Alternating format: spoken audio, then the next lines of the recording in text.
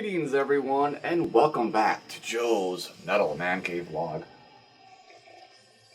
This is a very unexpected video I'm making here tonight. I got randomly inspired earlier today, and I happened to unexpectedly have off of work today too, so this really hit hard and I really wanted to do this, but YouTube randomly recommended me a channel from a guy named ground.zero.salem. Heavy metal guy on YouTube, has been going for a number of years, seems to be very popular, has a really big following. And not long ago he put out a contest where basically other YouTubers got to make videos where they talk about their evolving tastes on specific albums. Either, if I'm understanding the contest rules exactly, you have to either talk about an album you used to love but now you hate, or an album you used to hate and now you love, and make a video and talk about it. The winners could win some tapes of vinyl, and honestly, I didn't even recognize who the bands were. And the prize isn't really that big of a deal to me. It just got me thinking about it right after I watched the video, and I was like, God damn, man, I gotta do this video. So this is a hard video for me personally because I'm the type of person where if I don't like an album, I will just eventually sell it over a period of time of just not being able to get into it. It's both a good thing and a bad thing. It's a good thing because you have less shit hanging around. It's a bad thing because, as this video kind of suggests, sometimes taste changes. Sometimes you really regret it. And there's a lot of albums I sold over the years where I'm just like, man, some of this stuff is stuff that's worth a lot of money now. I mean, not that the money's really a big deal to me, but still, it's like, damn, man, if I hated it and still now, I could sell it for like $30 or $40 or more or something like that, So, yeah, I don't hold on to a lot of albums if I don't like them, so this is a tough one for me, but I wanted to do it anyway, and if I win the contest, cool. If not, well, whatever. It's still a fun video to make, and just to talk about albums my opinions have changed on them, so yeah. I got a little pile of albums here, hopefully you can't see what they are. And we're gonna do this video, and yeah, I hope you guys dig it. So the first album we're gonna talk about is Monets, or Monets. I never really knew how to pronounce this band's name. Many years ago, I would say over 20 years ago, I had an original pressing of this album. And, well, the album in question is, I'm not going to pronounce this right because Norwegian is impossible for me to pronounce, but it's like Under ein Blodrad Mane or something like that. I don't know how to fucking pronounce it, but you guys probably know it. It's a classic Norwegian black metal album by a lot of people's claims and standards and stuff like that. Had original pressing of this about 20 years ago. I enjoyed it, but I didn't fully enjoy it. And I remember this was another case of an album where I sold it for trivial reasons. I sold it because the album was short. It was only like 35 minutes, and I was like, I shouldn't keep an album that's 35 minutes. That's too short. That's just, more stupid reasons to sell albums. So I liked it, but I never really fully got into it. Then, I don't know. I pretty much forgot about the band after I sold it, and then I continued to notice that the band changed, and they sort of went in that weird sort of like over direction of just being more like an electronic band and all that kind of stuff. And I originally just kind of wrote them off, and then, I don't know, maybe 9 years ago, a friend of mine, he was showing me their demos, and then I was just like, shit, man, the demos is really good. And then I remembered this goddamn album again, and I was like, alright, I gotta get my hands on this album again. And when I got it the second time, I was like, this is a very good album. So, this is classic Norwegian black metal. It's very heavily, lots of synths, real raw, buzzing on the guitar. It's just really great, superb, atmospheric black metal. An awesome album that, nowadays, I can honestly say is just, one of my favorite Norwegian black metal albums. And, the band that they've sort of created after this, called Mani, is another band that, just fantastic. Love this stuff. It's so freaking good, man. But if you've never heard this album, this was originally released, I believe in 99 or 2000, but the band had demos dating all the way back to like 92 or 93. I think they had like 4 demo tapes for the 90s, and they finally released that in 1999. This is not a good sign. I dropped the album, but they finally released it then, and it's I think it was very well received at the time. But then the band quickly changed direction to something else, and then yeah, I guess kind of their black metal past was forgotten. So yeah, that is my first one. I got a few more here to talk about first. Alright, so this next one is kind of funny because as I was watching the contest rules video and then the example from ground.zero.salem, he mentioned this album and I was just like, damn it! Because when he started talking about like the criteria for this was the first album that popped in my mind. But I was like, fuck it, I'm still going to talk about it. So the album in question is Incantations, Onward to Golgotha. Man, you know, this is absolutely one of the most classic death metal albums ever released. But again, like 20 years ago, I had an original copy or one of the very early pressings of this album, and I liked the music of it, but back in those days, I hated it because of the ultra low guttural vocals. I was not a fan of that kind of thing back then. I guess I'm not really a death metal guy. I like old school death metal. Like for me, like the best album ever released in the death metal genre is Pestilence's Consuming Impulse. That is absolutely perfection as far as I'm concerned, as far as just the music, the vocals. Like I love that, you know? But so I never really got into like deep guttural vocals, and I hated this album because of that fact. I just, you know, it's silly. It's really silly reason I hate the album, but that was the reason. So, I remember I held on to it for a year or two, hoping that something would click, and, you know, again, I remember back then liking the music, but just, I don't know, it didn't, something wasn't totally right there. And then, I don't know, maybe 8 years ago, I came across this in a store, and I saw that it came with this bonus DVD with some live stuff on it, and I was like, alright, man, there's a reason why it's been re-released so much, there's a reason why people call it a classic, and I bought it again, and it really clicked. I mean, this album is so fucking good. It is so brutal, so dark and menacing sounding. It is, wow, man, it is just such a good album. It's got that, I always love the cover artwork. It's just creepy and cool, just weird, just, oh man. Yeah, I mean, you get the bonus track, or the bonus DVD on here, which I think I've only actually watched once, but whatever. It's a cool little bonus. Really great album, so I'm really glad I gave it a second chance, and I'm glad my tastes evolved to finally enjoy Incantations, Onward to Golgotha. Alright, so the next band, it's actually kind of debatable if this band's really metal. I know a lot of people will say no. I'm going to say yes for this particular contest here. The band in question is Catatonia and their album Discouraged Ones. Yeah. So, Catatonia is a peculiar band. I got into Catatonia back in 2001, right as Last Fair Deal Gone Down came down, and I absolutely loved it. It was, at the time, I was just listening to, like, black metal, melodic death metal, and some death metal, and, you know, whatever else, you know, Viking metal, probably some other shit, and other random non-metal stuff too. I really liked Last Fair Deal Gone Down, as then I went backwards and of course got Brave Murder Day and Dance of December Souls. Loved those a lot. And then I continued to move forward in their discography, and I came to Discouraged Ones, and I didn't really like it back then. I didn't understand how they progressed and got so soft so quickly, and I didn't really like the songs on here that much. But as time would go by, this one would really grow on me.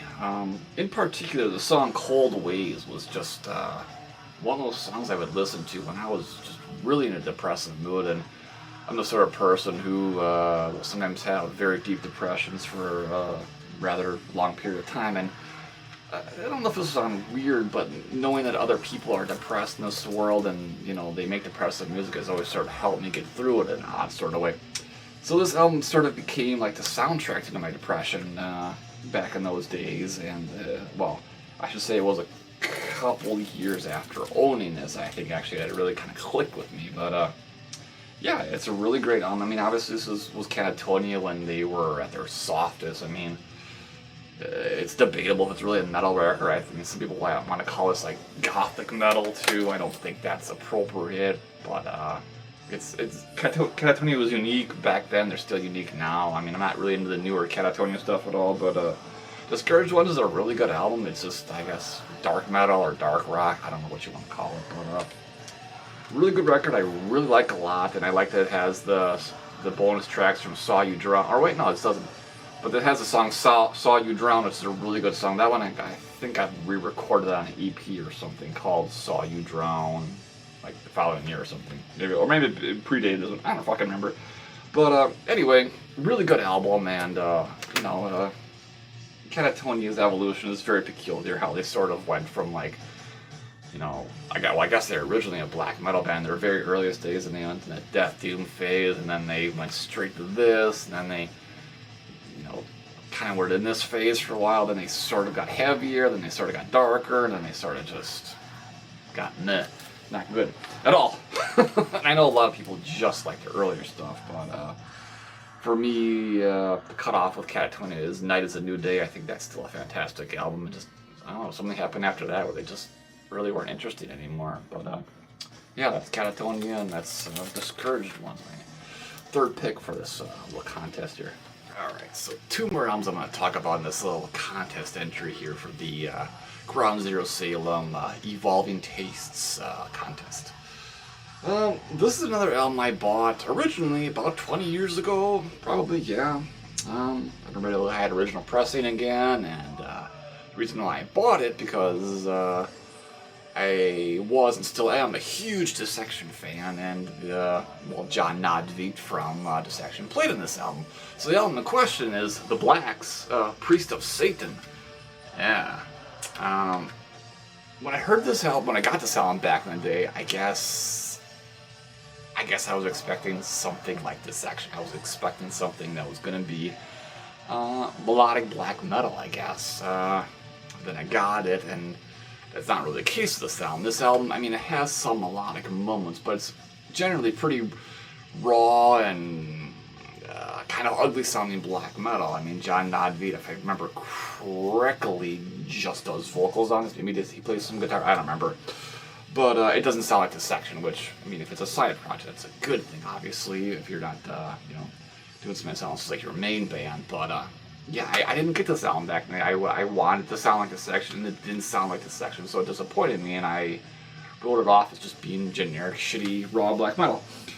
And then, I don't know, maybe 2 years ago, I listened to it again on YouTube, and I was like, wait a minute, this is a really good album, and you know, and this is the classic case of, you know, again, where I'm like, why the hell did I sell that album, man? This is really freaking good stuff. And, I mean, this re-release I got here from Osmos Productions, as far as I know, it pretty much, as far as I can remember, it mirrors the original one, you know, for the most part. Maybe it's remastered, I don't know. But, yeah, I mean, it's a really good release. It was definitely John Nodveit at his most raw and barbaric. I mean, it's always a shame when you think about that. John Nodveit, for the extraordinarily talented musician he was, he really didn't produce that much music throughout his life. But yeah, if you never heard this is a really good album. You know, it's raw black metal, but it's not exactly like Dark Throne or Burzum. It's a bit different. Sort of. I don't know how to explain it exactly, but it's a cool album, very satanic, very occult themed, and yeah. The guy that was also in this band, he years later went on to the Martial Industrial band Catatonia, which is a really good band if you've never heard it, if you're into like dark ambient and martial soundscapes kind of stuff. Really cool band too. I guess he was, I think, the drummer of the band, and yeah. So that's The Black. Alright, one more, and this is an album I have, over the years, developed an extreme hatred for, because I just don't get it.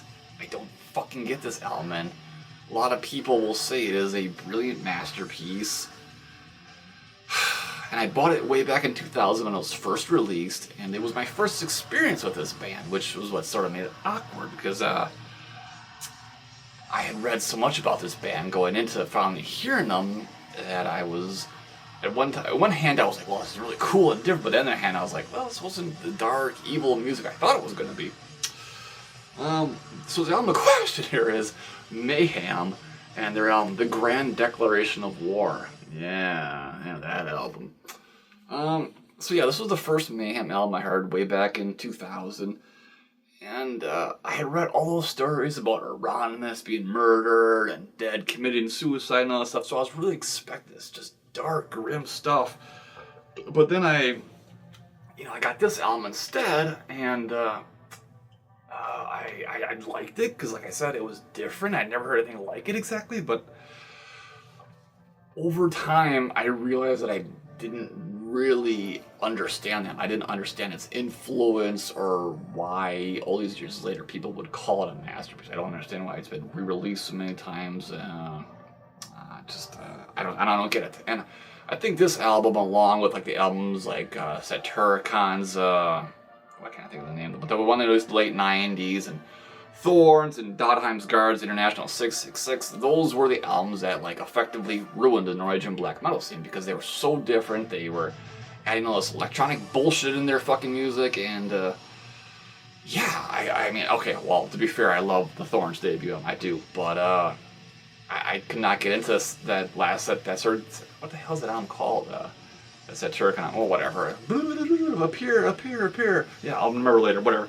But yeah, I hate that album. I used to own that album too. I used to own the Dodheim's Guard one. I try to get into those albums too, and I fucking hate them. And at this point, I'm going to always hate them. And I think they ruined the Norwegian black metal scene to a point. But yeah, man, this is an album that over the years I've kept this. I mean, usually, like I said, I always, if I don't get an album or if I just don't like an album after a period of time, I will sell it. But I have held on to this for over 20 years now, still waiting for that magic moment where I'm just gonna be like, yeah, it makes sense and I like it. But it hasn't happened yet, and I don't think it's going to. I really don't think it is. So yeah, that's Mayhem's The Grand Death War. Obviously, it was the comeback album for Mayhem after Euronymous' murder back in 1993. There was a lot of expectations, and I think a lot of people that knew Mayhem back in the early 90s did not expect an album like this. I don't know what their reaction was. It seems, yeah, I don't know.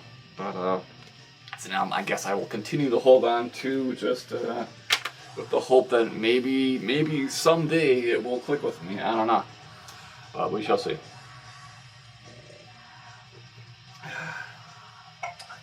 Alright, well, we're getting into this video. There's actually one more album I want to talk about, and I don't actually own the album, but I'm going to show the t-shirt that I'm wearing here. Yeah, so it's for the band The Covenant. Do you remember those guys? Yeah. So, The Covenant, and I want to stress here, The Covenant, not Covenant, was a key band in getting me into black metal. For, you see, I got into The Covenant back in, well, whenever Animatronic was released, I think 1999. And I really, really liked Animatronic back then. And then I went backwards, and I got Nexus Polaris and In Times Before the Light, and I was like, what the fuck is this, man? I mean, I couldn't believe what I was hearing, and I just was like, man, this was something really extreme, really dark and evil, something I had been longing to hear my whole life, and I absolutely loved those albums. I still love those albums to death, but then I quickly initially when I heard this album too, I thought it was black metal, just, silly, being a teenager, not knowing shit about anything, and I thought it was black metal as well, but obviously I realized it wasn't. It was just an industrial metal album with some, sort of raspy black metal vocals, but there was a certain atmosphere in that album, certain songs that just had this sort of dark, menacing quality to it. I thought it was like the backing female vocals and just, I don't know. But I really loved it back then, but it did not hold the test of time, and man, part of me wishes I hand sold it, but the other part of me is like, maybe realistically, it's a shitty album. It's just a shitty fucking industrial album, and it's really not that good at all. But I saw them on tour back then. I think that was, I don't know, maybe the summer of 2000 or something like that. They played around here, and it's weird because I have like literally no memories of that show, so it must have been one of those shows where I got really high or really drunk or something. I don't know, but yeah. But I was really into The Covenant for a moment, their album Animatronic, but it just did not hold the test of time. Alright, so that is my entry for the ground.zero.salem contest. Hope you enjoyed this. Don't care if I win the contest. If I do, cool, whatever. I'll do a video on whatever I win or whatever, it's a tape or CD. We'll see what happens. That'd be cool, but I just wanted to do this video because I thought it'd be interesting to talk about albums where my taste has changed a lot over the years. And yeah, that's it. So thank you guys so much for checking out the video. Remember to like, share, subscribe, and all that stuff. And I'll see you next time in Joe's Metal Man Cave Vlog.